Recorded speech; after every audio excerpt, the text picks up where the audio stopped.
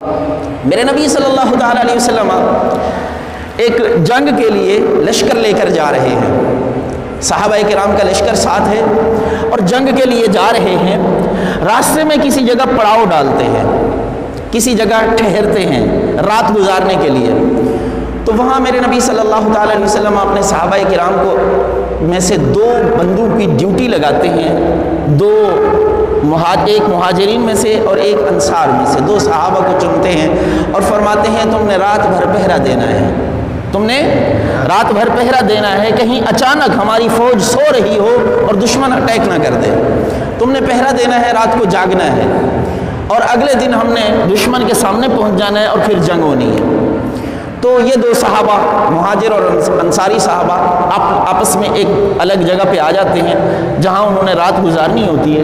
اب یہ آپس میں مشورہ کرتے ہیں کہ دشمن کا خطرہ تو ہے نہیں، حفظ ما تقدم کے لیے حضور نے بھیجا ہے، تو ایسا کرتے ہیں اگلے دن جنگ میں شریک ہونا ہے، کہیں ایسا نہ ہو ساری رات کے جاگے ہم اگلے دن جنگ میں شریک نہ ہو سکیں اور جہاد نہ کر سکیں، تو تھکاوٹ ہوگی، ہمیں نیند کا غلبہ ہوگا۔ ایسا کرتے ہیں پوری رات جاگنے کے بجائے ہم آدھی رات جاگ لیتے ہیں، آدھی رات ایک جاگتا ہے دوسرا سو جاتا ہے، پھر دوسری آدھی رات دوسرا جاگے گا پہلا سو جائے گا، ٹھیک ہے اتفاق ہو گیا۔ اب مہاجر صحابی جو ہیں وہ ان کا پہلے نمبر آیا سونے کا، وہ سو گئے اور انصاری صحابی جاگنے لگے۔ اب یہ جاگ رہے ہیں، انہوں نے آدھی رات جاگ کے گزارنی ہے، تو اب مشغلہ کیا ہونا چاہیے؟ یہ اکیلے ہیں، کسی سے باتیں بھی نہیں کر سکتے، جاگنا بھی ہے اور وقت بھی کاٹنا ہے، اب کیا کیا جائے؟ تو انہوں نے جو ان کے پاس بیسٹ آپشن تھا وہ انہوں نے یوز کیا، اور وہ کیا تھا؟ نماز۔ انہوں نے کھڑے ہو کے نماز کی نیت کی، نماز پڑھنا شروع کر دی۔ اللہ اکبر! آج ہم بھی جاگتے ہیں راتوں کو، ہم نے یہ سنا ہے نا کہ ساری رات عبادت میں گزر جاتی تھی، ساری رات لوگوں کی عبادت میں گزر جاتی تھی، کیسے گزرتی تھی؟ آج پوچھ لیں جو لوگ ساری رات انٹرنیٹ پہ گزار لیتے ہیں۔ لوگ کہتے ہیں نماز میں ساری رات نہیں گزاری جا سکتی، قرآن پڑھتے ہوئے ساری رات نہیں گزاری جا سکتی۔ میں کہتا ہوں اگر شوق ویسا پیدا کر لیں، شوق ویسا پیدا کر لیں، لگن ویسی پیدا کر لیں، محبت ویسی پیدا کر لیں، تو آج بھی رات گزارنا کوئی مشکل نہیں ہے۔ تو انہوں نے نماز کی نیت کی، نماز پڑھنا شروع کر دی۔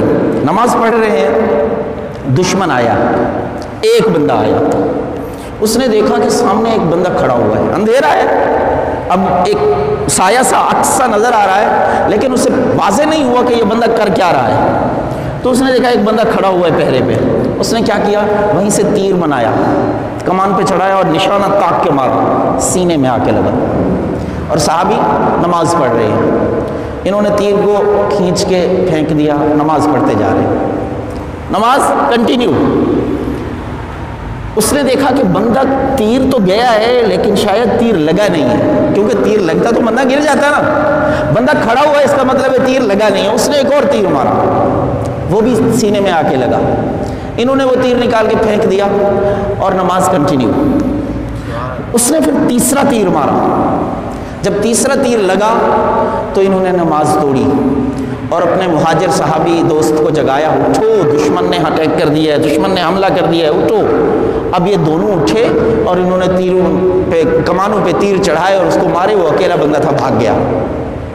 اب مہاجر صحابی نے جب دیکھا خون اور 3 زخم، تو انہوں نے افسوس کیا اور کہا کہ ہائے افسوس، یہ کیا کیا تم نے؟ جب پہلا تیر لگا تھا تب مجھے کیوں نہیں جگایا؟ تو انہوں نے جو جملہ استعمال فرمایا نا وہ سونے کے پانی سے لکھنے کے لائق ہے۔ تاریخ کے الفاظ، تاریخ کی کتابوں میں، سیرت کی کتابوں میں یہ سنہرے الفاظ لکھے ہوئے ہیں۔ انہوں نے فرمایا میں نماز پڑھ رہا تھا اور نماز میں قرآن کی ایک سورت پڑھ رہا تھا، نماز پڑھ رہا تھا اور نماز میں قرآن کی ایک سورت کی تلاوت کر رہا تھا۔ میرے لیے جان دینا آسان تھا، قرآن کی تلاوت ترک کرنا آسان نہیں تھا۔ مجھ سے یہ برداشت نہیں ہو رہا تھا قرآن کی تلاوت چھوڑوں اور اپنی جان بچاؤں۔ واللہ اگر مجھے لشکر پر، اسلامی لشکر پر حملے کا خطرہ نہ ہوتا تو میں یہیں کھڑے کھڑے اپنی جان نچھاور کر دیتا، نماز نہ توڑتا۔